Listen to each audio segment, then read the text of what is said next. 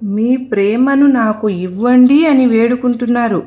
నువ్వు నన్ను ప్రేమించగలవా అని సాయినాథుని అడగడం లేదు.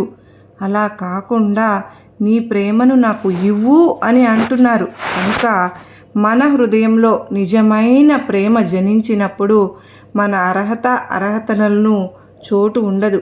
మనకు ఆ ప్రేమ మీద హక్కు ఉన్నట్లు అనిపిస్తుంది. సాయినాథుని ప్రేమను మనకు అందించేది మన అర్హత కాదు, ఆ ప్రేమను ఇవ్వగలిగినటువంటి సాయినాథుని సమర్థత అది.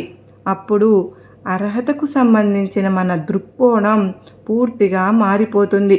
మనకు అర్హత ఉంది కనుకనే మనం సాయినాథుని ప్రేమను పొందడం జరగదు. సాయినాథుడు దయామయుడు, ప్రేమ స్వరూపుడు కనుకనే మనకు సాయినాథుడు ప్రేమను ఇస్తున్నారు.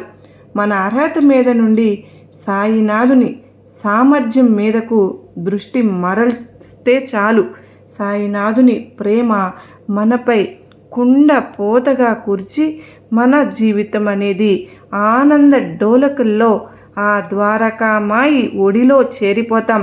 సాయినాథుని గొడుగు నీడకు చక్కగా చేరిపోతాం. అప్పుడు మనకు ఎటువంటి ఇబ్బంది ఉండదు.